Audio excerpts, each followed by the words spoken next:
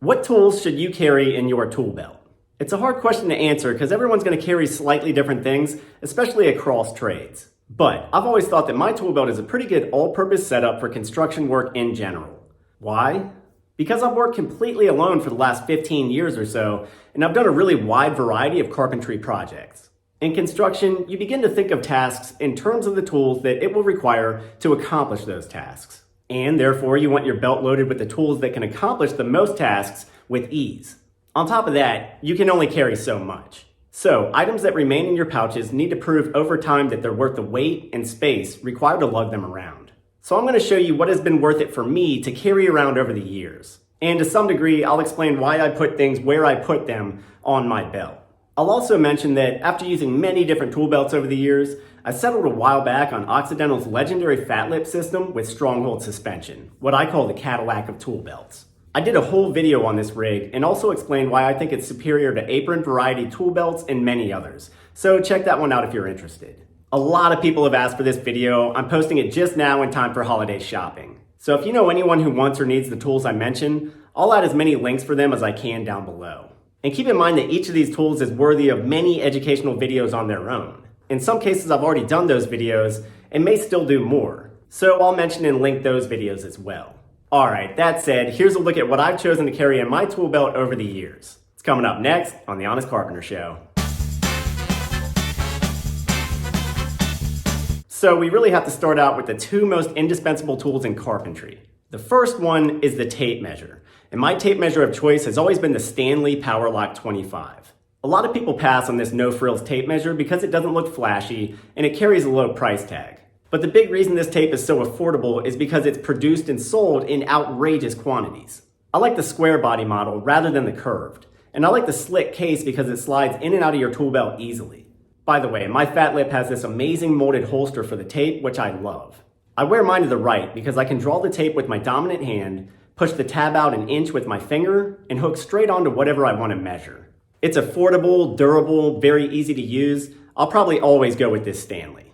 And in the other loop holster on that right-hand pouch, I keep a Vaughan 16-ounce fiberglass hammer. It's a great tool with a shock absorption handle and a rip claw. I talked about rip claws in last week's video, so check out why they're so important to me. But of all the tools that I regularly carry, this Vaughan is the one that I would maybe switch out for another 16-ounce rip claw. Only because the fatter grip sometimes it's harder to drop into the leather holster than a wooden handle. I've gotten used to it though, and it's served me really well, so I keep it. I also have this metal holster in the back of the belt that I'll sometimes drop my hammer into if I'm doing work on ladders or tight to a wall. Occasionally I'll switch this holster out with another pouch for special tool storage, but it's tedious to do, so I haven't changed it out in a while. Alright, sticking to the right hand side. In this little cheek pocket, I keep the all-handy 5-in-1 painter's tool, the tool that can do it all. I did a whole video on this amazing product, and I'm pretty sure everyone in the Western Hemisphere has seen that video. But if you haven't, watch it to find out why this is my deserted island tool. It's perhaps the most brilliant flat knife tool ever devised. Next to that is a really simple pair of slip lock pliers. Along with turning bolts and nuts when you don't have a better wrench, slip locks are great for grabbing sharp or skinny things. They're like strong little tongs. These are cobalt, but any thick-handled pliers will do. In the leather loop next to that is the classic Stanley 99 utility knife. Once again, cheap, no frills, and as far as I'm concerned, extremely hard to improve upon. I like solid blades for most of my work because they're stronger than snap blades. The Stanley 99 stores several in the handle. You can use these metal 99s for everything from cutting shingles to paring wood edges. They're very, very hard to break, and it's the only blade tool that I carry around. Behind the utility knife is a generic 6-in-1 screwdriver.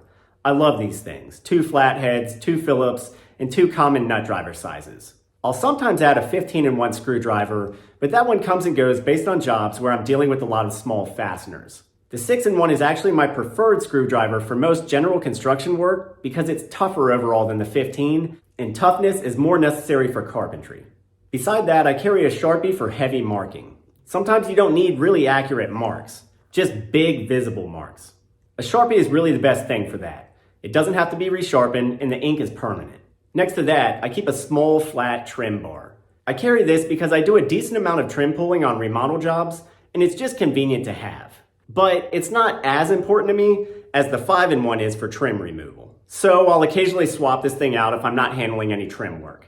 Beside that, in the back corner is a criminally underrated tool, the Demolition screwdriver. Once again, I did a whole video on this tool, and I'll go to the grave insisting that this is perhaps the greatest demolition tool ever made. Mine is a 10-inch with an epoxy handle. I hit it with sledgehammers, pick concrete with it, lob it off roofs. Nothing seems to bust this thing. Funny enough, I've never turned a screw with it, but I would never work a construction day without one. In front of that, my fat lip has a great plastic cup for 2 different chisels. Cups, by the way, are really essential because chisels are so prone to cutting through the bottom of your bags when you push them down. I've busted a lot of tool belts that way, including ballistic nylon and leather, so you should always use cups to protect whatever bag you're carrying. But I really keep 2 chisels because carpenters are notoriously hard on these things. Woodworkers are meticulous about chisel sharpness. But in the field, we just don't have that luxury because we're working around a huge variety of surfaces. So I keep 1 beater chisel for using on nail-embedded wood or other materials that might chip it. The other I only use for paring wood and doing actual chisel things, so I try to keep it sharp.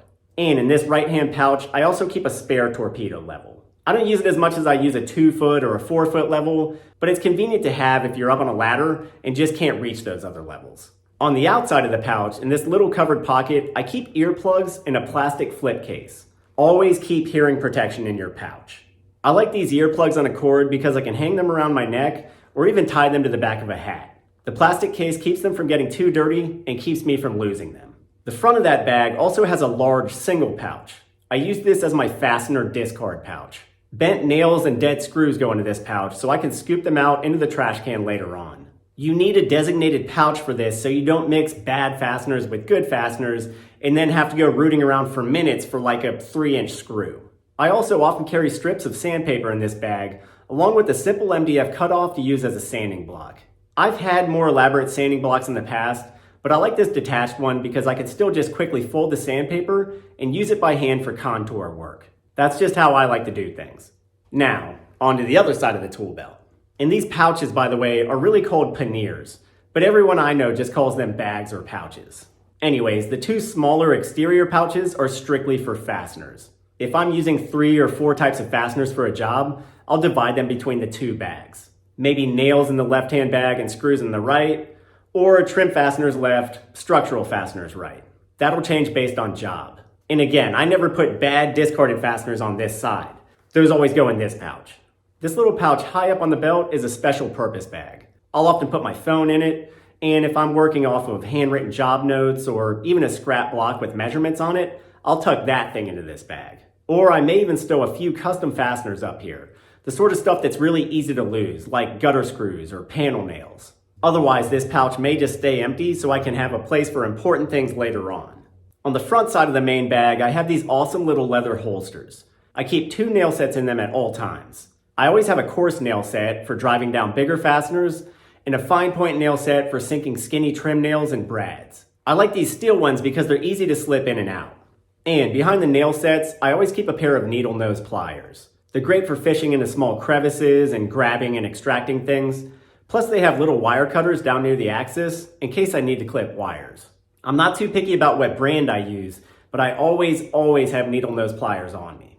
And on the back edge of the big left-hand pouch, I always keep 2 things. One is a long-handled set of nippers or nips or nail pullers. Whatever people want to call them. These things are just amazing for pulling out partially sunk nails. Even better than a hammer. You just grip the nail near the base and rock the tool backwards and forwards. Even stubborn 16-penny nails will come out with enough passes. I may do a whole video on these things soon. Not enough people use them, but they're so helpful for construction work.